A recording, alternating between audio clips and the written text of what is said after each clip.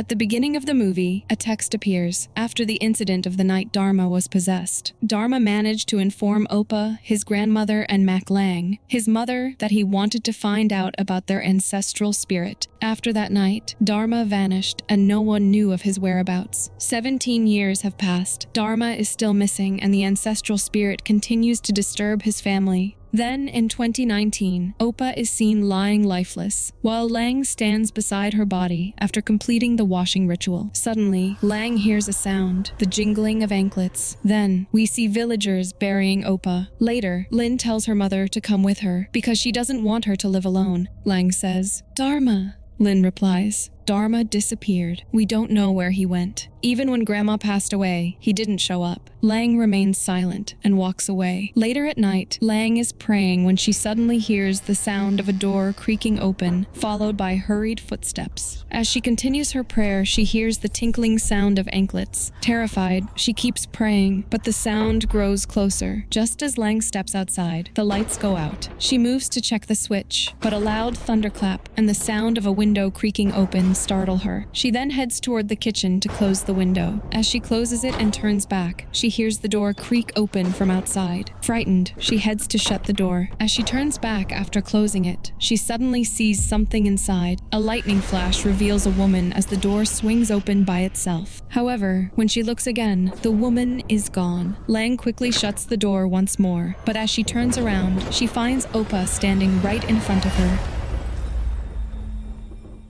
Then, a black magic setup comes into view. And now the year is 2024. Then, Lynn is seen as a lawyer. She notices a rose on top of her car, looks around, picks it up, and gets into the car. She reaches to her apartment and enters the lift. As the lift stops on the second floor with no one there, Lynn closes the door, but it opens again. She steps out to check, then shuts it. Just then, a woman with a child appears outside. As Lynn walks to her apartment, the light starts flickering, and the woman is seen behind her. When she turns around, no one is there. The light suddenly returns to normal. She enters her apartment, turns on the lights, and places the rose and her keys on a cabinet. She then heads to her room, but suddenly hears a noise. Lynn steps out to check and sees that the TV has turned on by itself. She switches it off and goes back. Just then, she suddenly hears another noise. When she looks, she finds the rose and her keys on the floor. She picks them up, places them back on the cabinet, and her phone starts ringing. And the scene cuts to Lynn traveling. She receives a call and informs the other person that she is on her way back to her hometown to take care of some matters related to her mother. Suddenly, she spots a dog in the road and brakes hard. She gets out of the car to check and looks underneath it. Just then, she hears a strange noise. Startled, she looks around, and at that moment, the car's taillights suddenly turn off and dogs begin barking. Panicked, she rushes back to her car and tries to start it, but it won't start. Just then, a truck approaches, and a man steps out to help fix her car. Once the car starts, the man hears a strange sound. As he turns around, he sees a woman. Suddenly, the woman floats into the air, and the man, overcome with fear, runs away. Scared, Lynn quickly drives off, and we see a woman on the road. Just then, a man named Hafiz approaches on a bike. Noticing Lynn, he stops and asks if she just arrived. Lynn replies, "Yes, I came back to see my mom." Suddenly, Hafiz spots something in her back seat and freezes. He quickly tells Lynn to leave safely, and she drives away. Lynn finally reaches the hospital. The scene cuts to Lang, who appears mentally unstable. Nurse Mona insists she get down and take her medicine, but Lang is fixated on a lizard, pretending to eat it. Just then, Lynn arrives and, with the nurse's help, gets Lang down. Lang whispers to Lynn, "Who is that?" Lynn and the nurse look in the direction she indicates, but there's no one there. Terrified, Lang says, "Why is it coming closer?" The nurse tries to calm her, but Lang suddenly screams, "Go away!" and starts behaving erratically. The nurse gives her an injection, and Lang falls unconscious. Later, Mona approaches Lynn and asks if she wants to take her mother home. Lynn replies, "Yes, I can take care of her. For 4 years, I've heard my mom say she wants to stay here because she doesn't want to leave this place. But now, it's it's time for her to listen to me. Mona tells her that settling these matters will take time and offers her a place to sleep for the night. Later, Mona introduces Lynn to Dr. Azim. They both look at each other strangely. Lynn tells Azim that she wants to take care of her mother herself and asks if he can arrange it. Without responding, Azim walks away. Meanwhile, we see Hafiz praying, and it's revealed that he saw a woman in the back seat of Lynn's car that day. Later that night, while Lynn and Lang are sleeping, a woman suddenly appears, and Lang suddenly wakes up. A moment later, Lynn is also disturbed from her sleep by thunder. She notices her mother is missing from the bed. Searching for her, Lynn steps outside and spots Lang. Meanwhile, Azim wakes up and hears Lynn calling for her mother. Lynn sees Lang standing outside and asks, "What are you doing out here?" Lang responds, "I want to follow her." Lynn reassures her, "There's no one. Let's go inside." Lang repeats, "I want to follow her," and points in the same direction. She starts calling out to the woman. Just then, Azim arrives. Lynn and Azim try to bring Lang back inside, but Lang continues screaming the same thing. The scene cuts to Azim, showing Lynn her mother's report. He tells her, "Your mom's dementia is getting worse." Lynn asks, "Do you even want to treat my mom?" Azim begins to explain how her mom's health is deteriorating day by day. Lynn insists, "No, this is due to something else." Azim responds, "There is no other reason." "Do you know your mom has had this illness for a long time?" Lynn counters, "Didn't you see how my mom reacted just now? My mom's inner eye can see things that you all cannot. You don't know how to take care of her." With that, she walks out. On her way back to her mom's room, Lynn notices a black shadow peeking, which quickly hides. Lynn follows it and reaches a room where, suddenly, all the women inside start staring at her. Just as she turns around, a nurse informs her that Mona is waiting for her downstairs. Just as they are about to leave, Lynn spots Azim and tells Mona that she needs to speak with him. She approaches Azim and asks, "Do you think my mom is crazy?" Azim replies, "I'm just saying that dementia is affecting your mom's brain function." Lynn argues, "My mother is experiencing a spiritual disturbance. I want to take her out of here." Azim responds, "No, you can't. Not as long as you refuse to accept the illness your mother has. Don't link mystical things to reality." Lynn firmly replies, "I'm talking about my descendants. 16 years ago, I witnessed it with my own eyes, how this Saka has interfered with my family. I'm speaking from experience." Without further argument, Azim walks away. The next morning, Lynn visits her old, abandoned house. She enters and looks around, taking in the surroundings. Suddenly, she notices a woman behind a curtain.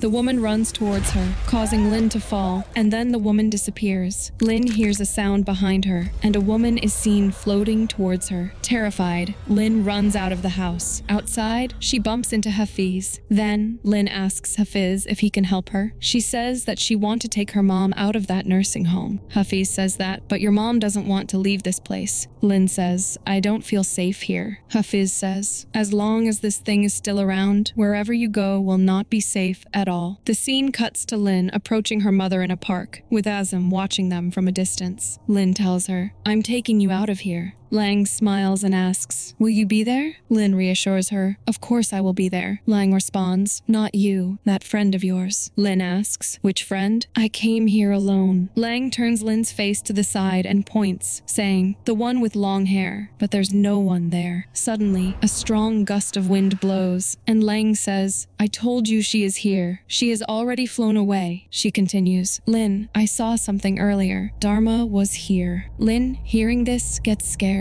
Later, Hafiz's father explains that Santo is a form of black magic used for aggravation, revenge, or testing abilities by those who have just learned black magic and want to see if it truly works. Hafiz says, "I need to help Lynn, Dad." His father replies, "Yes, you should help her and her mom. I can no longer do this." The scene cuts to Mona fixing Lang's blanket when she hears a sound and gets scared. She quickly runs out of the room and goes to Azim, telling him that something feels wrong. She suggests that it's better if they let Lynn take her mom out of the place. Azim scolds her for saying this, and Mona leaves. Meanwhile, Lang hears a woman singing and wakes up. At the same time, Lynn hears a woman laughing and wakes up too. Lang spots a woman walking outside, and Lynn steps out of her room to check. Lang then sees a ghostly woman dancing in front of her, who suddenly appears right beside her. Simultaneously, Lynn sees a woman standing with her back to her. When the woman turns around, it's Lynn herself. smiling. Suddenly, Lin wakes up from her sleep. Just then, the wardrobe door starts rattling. Terrified, Lin goes to check. As soon as she opens the door, 3 small balls roll out and disappear under the bed. Lin looks under the bed, and when she gets up, she sees a woman on the bed. Terrified, she runs away, but Mona arrives just in time. The scene cuts to Lang, smiling hauntingly at Mona and the other nurse. They both wonder why she's looking at them like this. Just then, Hafiz arrives at the hospital. Lin goes to her mom's room, and as soon as Lang sees her, she asks, "Who did you come with?" Lin replies, "No one." Lang taunts, "Lies will lead to hell." When she sees Hafiz, Lang suddenly shouts, "Who are you?" Hafiz tries to calm her down and starts chanting a spell. Lang then begins speaking in a foreign language. She sits on the sofa and says, "Don't disturb me and my family and all my descendants." Suddenly, strange noises come from upstairs, and a nurse goes to check. When she reaches the upper floor, she sees all the patients wearing white sheets, acting strangely. Hafiz manages to calm Lang down. She starts crying and pleads, "Help me, Lin." Hafiz stops Lin from approaching, and suddenly Lang screams, "Don't disturb me." Hafiz continues chanting his spells, and Lang screams loudly before finally calming down. At that moment, all the patients upstairs suddenly collapse, and Azim is seen watching everything from distance. Later, Hafiz hands Lin a water bottle and tells her to drink it and give it to her mom as well. He then asks about Azim, but she ignores the question and says she wants to take her mom out of the hospital. Hafiz explains that leaving won't solve the problem. Lin insists, "I don't want her condition to worsen." Hafiz replies, "You have to face this, not run from it. This thing will follow you wherever you go." The scene then shifts to Mona, who hears someone laughing. As she goes to check, she sees Lang sitting at a distance, laughing and playing with someone unseen. Cautiously, she approaches and calls out to Lang. Just as Lang turns, the scene transitions to Mona talking to another nurse, saying it would be better if Lin took her mom out of the hospital. Mel agrees and walks away. As Mona is about to leave, the door suddenly slams shut. She tries to open it, but the lights turn red. A loud thud echoes through the room, and she desperately struggles with the door. Just as it finally opens, she hears a woman singing. Turning around, she sees a woman slowly approaching her. Terrified, Mona falls and huddles in a corner. Suddenly, the woman appears right in front of her, making Mona scream in horror. In an instant,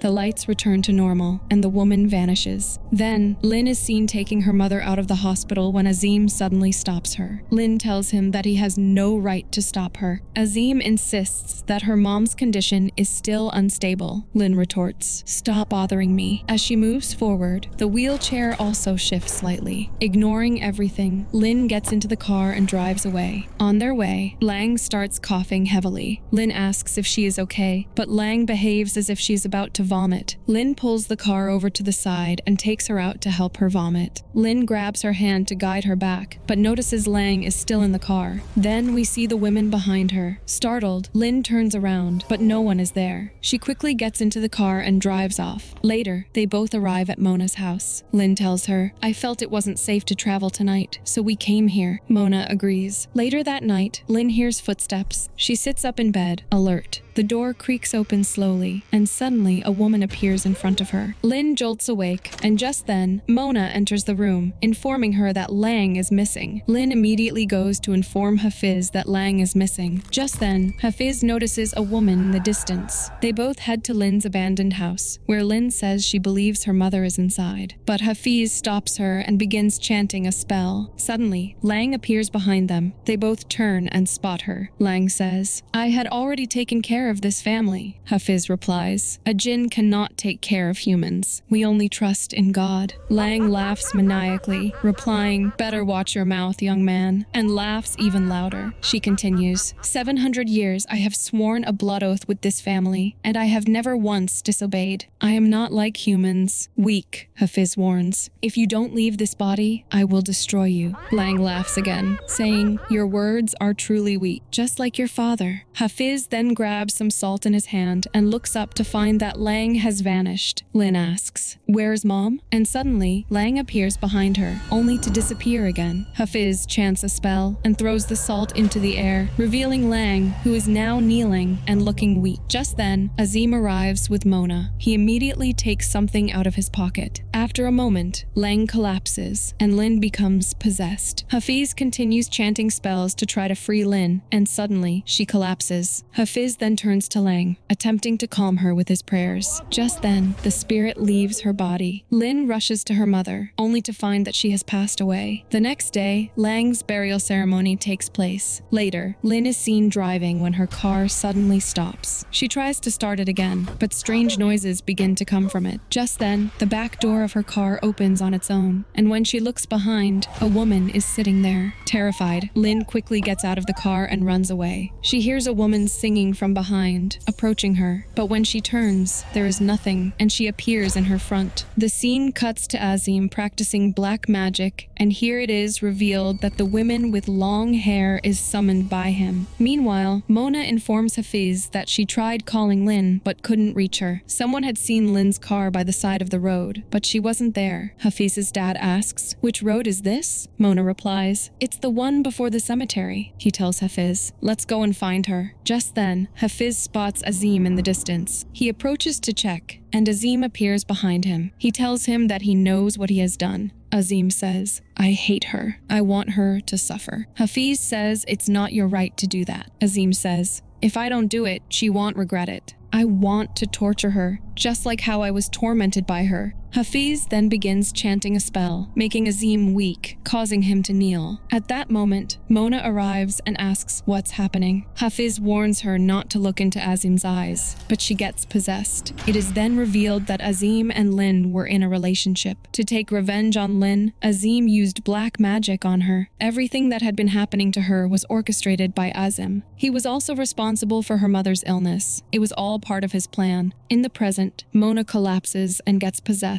She says, "Don't hurt my master. That woman must die," and rushes toward Hafiz. Hafiz controls her and throws her aside. Azim attacks Hafiz from behind, and they engage in an intense fight. Azim takes Hafiz's blood on his finger and smears it on a voodoo doll, and begins causing him pain through it. At that moment, Mona regains consciousness and attacks Azim from behind. Azim, checking his injury, places his hand on his head, and his own blood gets on his hand. When he turns the voodoo doll's head, his own neck snaps, and he dies. Later, Hafiz's dad tells him that he was unable to find Lin. Just then, they see Lin, now possessed, standing in front of them. Hafiz's dad asks, "Why are you still bothering this family? Didn't I lock you up and bury you?" Lin laughs maniacally and responds, "You think you buried me? What you buried was a small creature, not the guardian of its lineage." Hafiz's dad counters, "The best guardian is God. Jinn and humans cannot coexist. This family is not yours to claim." Lin yells, "Their family is descended from me. They belong to me. There's nothing you can do." She then screams, "Leave!" and Hafiz is thrown back as the woman attacks his father. His father commands, "Go and save Lin," but she disappears and the woman strikes him. Just then, Hafiz chants a spell and throws it, briefly revealing the woman before she disappears again. Then Lin rushes toward him to attack, but he stops her and begins reciting a prayer. She levitates into the air. Then, Hafiz's father shouts, "I am the descendant of this woman. From now on, I hereby sever all ties, conscious or unconscious, with the jinn. We rely on God, the exalted and majestic. Get out of this woman's body." He strikes his hand on the ground, and Lin collapses. Hafiz tries to wake her up. Lin regains consciousness and points at someone in front of her. There, Dharma is revealed, and the movie ends. Thanks for watching. If you enjoyed the chills, hit that like button, subscribe, and turn on notifications so you never miss a scare. Until next time, stay spooky.